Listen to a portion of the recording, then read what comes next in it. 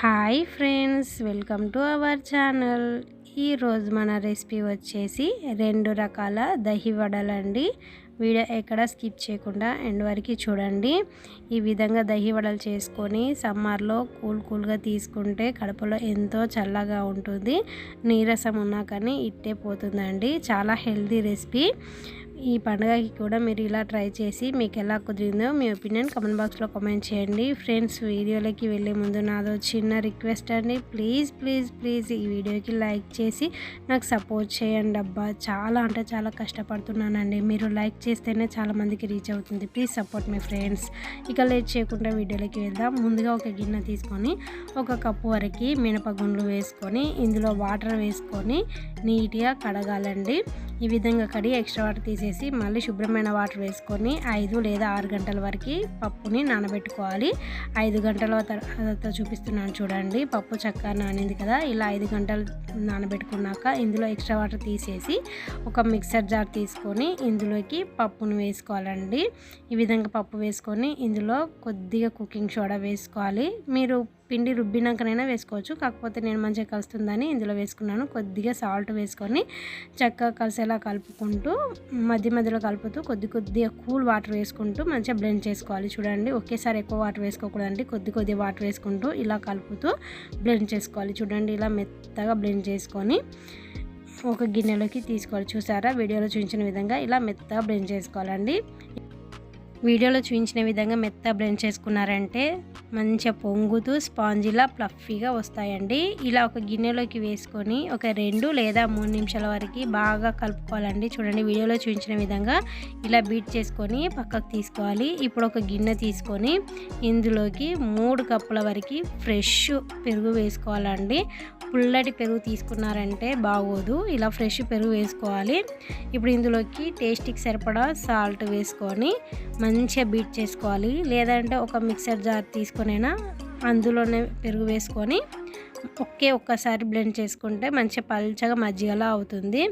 దీన్ని పక్కకు తీసుకుందాం. స్టవ్ పై కడాయి తీసుకొని 2 టేబుల్ స్పూన్ల వరకు ఆయిల్ వేసుకోవాలి. ఆయిల్ వేసుకున్నాక ఇందులో ఒక 2 ఎండుమిర్చిని చుంచుకొని వేసుకోవాలి. ఇందులోనే పోపు దినుసులు వేసుకోవాలండి. జీలకర్ర, ఆవాలు, శనగపప్పు అండ్ మినపప్పు వేసుకొని కొద్దిగా ఫ్రై చేసుకున్నాక ఇందులో కొద్దిగా కరివేపాకు వేసుకోవాలి. అలాగే ఒక పచ్చిమిర్చిని ఇందులో చిన్న కట్ చేసుకొని వేసుకొని మంచిగా ఫ్రై అవ్వనివ్వాలండి. ఇలా ఫ్రై చేసుకున్నాక ఇందులో ఒక 1/2 టేబుల్ స్పూన్ వరకు అల్లం వెల్లుల్లి పేస్ట్ వేసుకోవాలి. కొద్దిగా పసుపు వేసుకొని కొద్దిగా లైట్గా ఫ్రై చేసుకొని స్టవ్ ఆఫ్ చేయాలండి. స్టవ్ ఆఫ్ చేసి మనం ఇందాక రెడీ చేసుకున్న ఈ మజ్జిగలో ఈ పోపును వేసుకోవాలండి. ఇలా పోపు వేసుకొని ఇందులోనే కొద్దిగా చిన్న కట్ చేసుకున్న కొరియాండర్ వేసుకొని చక్కగా కలిసేలా కలుపుకోవాలి. ఇంతేనండి, మజ్జిగ చారు రెడీ అయింది. ఇప్పుడు దీన్ని పక్కకు తీసుకుందాం. నెక్స్ట్ మనం ముందే బ్లెండ్ చేసుకొని పక్కకు తీసుకున్న వడా పిండిని తీసుకొని ఒకసారి చక్కగా కలిసేలా కలుపుకొని కొద్దిగా గిన్నెలో వాటర్ కూడా తీసుకొని పక్కకు తీసుకోవాలండి. ఈ వాటర్లో చేతిని డిప్ చేసుకొని చేతిలోకి ఇలా వడపిండిని తీసుకొని చూడండి, వీడియోలో చూపించిన విధంగా వడలు చేసుకోవాలి. చాలా ఈజీగా చేసేసుకోవచ్చండి. భయపడాల్సిన అవసరం లేదు. సేమ్ మనం హోటల్లో చేసుకునే వడలాగానే వస్తాయి. చూడండి, కడాయిలో ఆయిల్ తీసుకొని ఆయిల్ బాగా హీట్ చేసుకొని లో ఫ్లేమ్లోకి తీసుకొని ఇలా వడలు వేసుకోవాలి. చాలా ఈజీగా వేసేసుకోవచ్చండి. చెయ్యరాని వాళ్ళు కూడా ఇలా ఈజీగా చేసేసుకోవచ్చు. నేను నెక్స్ట్ ప్రాసెస్ కూడా చేస్తానండి. ఇలా చేతితో వేసుకోవడం ఇబ్బంది అనిపించి చేసుకోరాని వాళ్ళు ఉంటే ఇలా ఒక టిష్యూ పేపర్ కానీ లేదంటే కాటన్ కవర్లు ఉంటాయి కదండి, ఒక కవర్ తీసుకొని దానికి కొద్దిగా ఇలా వాటర్ అప్లై చేసుకొని చేతిలోకి కొద్దిగా పిండిని తీసుకుంటూ వీడియోలో చూపించిన విధంగా చేసుకోండి. చాలా ఈజీగా సింపుల్గా వచ్చేస్తాయండి.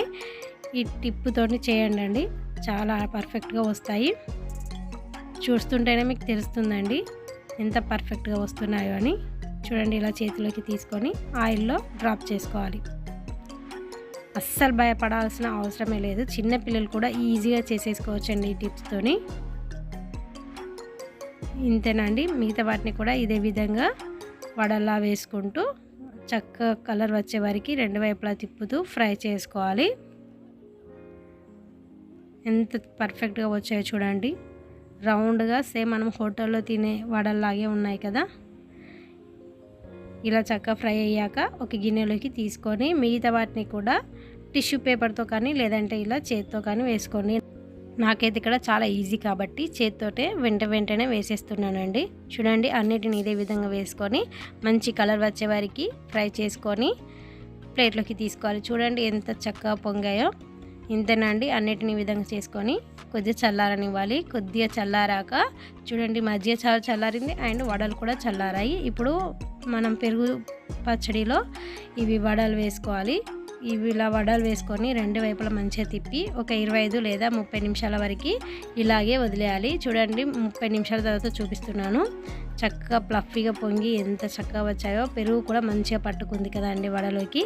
ఇంతేనండి, ఇలా చేసుకొని సర్వ్ చేసుకొని తీసుకున్నారంటే స్మూత్గా సాఫ్ట్గా చాలా బాగుంటాయి. ఇప్పుడు నెక్స్ట్ ప్రాసెస్ చూద్దాం.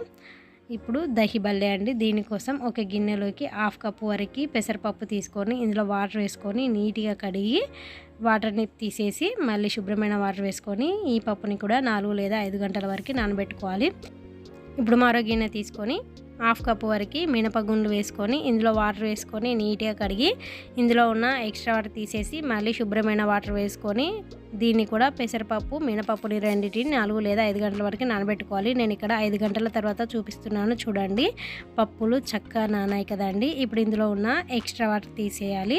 ఇప్పుడు ఒక మిక్సర్ జార్ తీసుకొని ముందుగా ఇందులో మినపగుండ్లు వేసుకుంటున్నానండి. ఇప్పుడు ఇందులోనే 2 పచ్చిమిర్చిని ఇలా చుంచుకొని వేసుకోవాలి. కొద్దిగా అల్లాన్ని కూడా ఇలా చిన్న కట్ చేసుకొని వేసుకోవాలి. ఇప్పుడు దీన్ని మెత్తగా బ్లెండ్ చేసుకొని వద్దాం. మధ్యలో కలుపుతూ ఇలా బ్లెండ్ చేసుకోవాలండి. ఈ విధంగా బ్లెండ్ చేసుకొని ఇందులో కొద్దిగా వాటర్ వేసుకొని మరోసారి చక్కగా కలిసేలా కలుపుకొని మెత్తగా బ్లెండ్ చేసుకోవాలి. ఈ విధంగా మెత్తగా బ్లెండ్ చేసుకొని ఒక గిన్నెలోకి తీసుకుందాం. మినపిండిని ఒక గిన్నెలోకి తీసుకున్నాక ఇదే మిక్సర్ జార్లోకి నానిన పెసరపప్పును కూడా వేసుకోవాలండి. ఇలా పెసరపప్పు వేసుకొని మధ్యలో కలుపుతూ దీన్ని కూడా మెత్తని పేస్ట్లా బ్లెండ్ చేసుకోవాలి. ఇలా బ్లెండ్ చేసుకున్నాక మనం ముందుగా బ్లెండ్ చేసుకున్న మినపపిండిలోనే ఈ బ్లెండ్ చేసుకున్న పెసరపిండిని కూడా ఇదే గిన్నెలోకి వేసుకోవాలండి.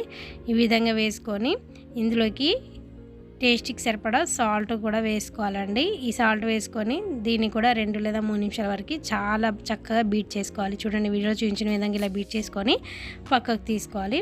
ఇప్పుడు నెక్స్ట్ ఒక గిన్నె తీసుకొని ఇందులోకి 1 గ్లాస్ వరకు వాటర్ వేసుకొని ఈ వాటర్లో కొద్దిగా సాల్ట్ వేసుకొని వాటర్ని మరిగించుకోవాలి. చూడండి ఇలా వాటర్ వేడయ్యాక స్టవ్ ఆఫ్ చేసి పక్కకు తీసుకోవాలి. ఇప్పుడు స్టవ్ పై ఫ్రైకి సరిపడా ఆయిల్ తీసుకొని ఆయిల్ బాగా హీట్ చేసుకొని మనం ముందే బ్లెండ్ చేసుకున్న పెసరపప్పు మినపప్పుని ఒకసారి కలుపుకొని ఇలా స్పూన్తో కానీ చేత్తో కానీ బోండాలా వేసుకోవాలండి. చూడండి వీడియోలో చూపించిన విధంగా ఇలా కొద్దిగా పిండిని తీసుకుంటూ బోండాలా వేసుకొని స్టవ్ మీడియం ఫ్లేమ్లోకి తీసుకొని మంచిగా ఫ్రై అయ్యేలాగా 2 వైపులా తిప్పుతూ గోల్డ్ కలర్ వచ్చే వరకు ఫ్రై చేసుకోవాలి. చూడండి ఇలా గోల్డ్ కలర్ వచ్చే వరకు మంచిగా ఫ్రై చేసుకొని వీటిని మనం ముందే వేడి చేసుకొని పక్కకు తీసుకున్నాం కదండి వాటర్. ఈ వాటర్లోని ఈ బోండాలు వేసుకొని 1 నిమిషం ఇలాగే వదిలేయాలి. 2 వైపులా తిప్పుతూ వదిలేయాలండి. మిగతా వాటిని కూడా ఇదే విధంగా బోండాలా వేసుకొని మంచిగా కలర్ వచ్చే వరకు ఫ్రై చేసుకొని వీటిని కూడా ఇదే వాటర్లో వేసుకొని ఇలాగే నాననివ్వాలి. నెక్స్ట్ ఒక గిన్నె తీసుకొని 4 టేబుల్ స్పూన్ల వరకు ఫ్రెష్ పెరుగు వేసుకోవాలండి. ఈ విధంగా ఫ్రెష్ పెరుగు వేసుకొని ఇందులోకి కొద్దిగా షుగర్ వేసుకొని మంచిగా బీట్ చేసుకోవాలండి. ఇలా షుగర్ వేసుకొని చక్కగా కలిసేలా కలుపుకొని పక్కకు తీసుకోవాలి. ఇప్పుడు నెక్స్ట్ మనం ఇందులో వాటర్లో వేసుకున్న బొండాలని ఇలా గట్టిగా వాటర్ పిండాలండి. మంచిగా నానాయి చూడండి, కలర్ కూడా షేడ్ అయ్యాయి. ఇలా గట్టిగా వాటర్ అంతా పోయేలాగా పిండేసి ఒక ప్లేట్లోకి తీసుకొని దీని మీదకి మనం కలిపి పక్కకు తీసుకున్న పెరుగు షుగర్ వేసుకొని కలుపుకున్నాం కదండి పెరుగు, ఈ పెరుగుని దీని మీద వేసుకొని దీని మీదనే ఇమ్లీ చట్నీ కూడా వేసుకోవాలి. వీడియోలో చూపించిన విధంగా ఇలా వేసుకొని నెక్స్ట్ దీని మీదనే గ్రీన్ చట్నీ కూడా వేసుకోండి.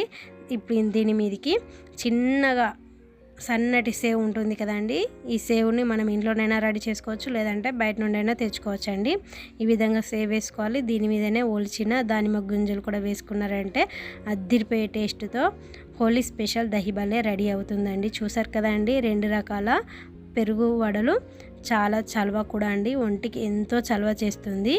స్పాంజిలా ఫ్లఫీగా సూపర్గా ఉంటాయండి. చూడండి, చూస్తూనే తెస్తుంది కదా స్పాంజిలా ఎంత బాగున్నాయో. ఈసారి మీరు కూడా ఇలా ట్రై చేసి మీకు ఎలా కుదిరిందో మీ ఒపీనియన్ కమెంట్ బాక్స్లో కామెంట్ చేయండి. ఈరోజు మనం చేసుకున్న రెసిపీ మీకు నచ్చినట్లయితే లైక్ చేయండి, మీ ఫ్రెండ్స్కి రిలేటివ్స్కి షేర్ చేయండి. మరిన్ని మంచి మంచి రెసిపీస్ కోసం మన ఛానల్ని సబ్స్క్రైబ్ చేసుకోండి. అలాగే పక్కనే ఉన్న బెల్ ఐకాన్ని క్లిక్ చేయండి. Please support my friends. Thank you for watching. Keep spending and keep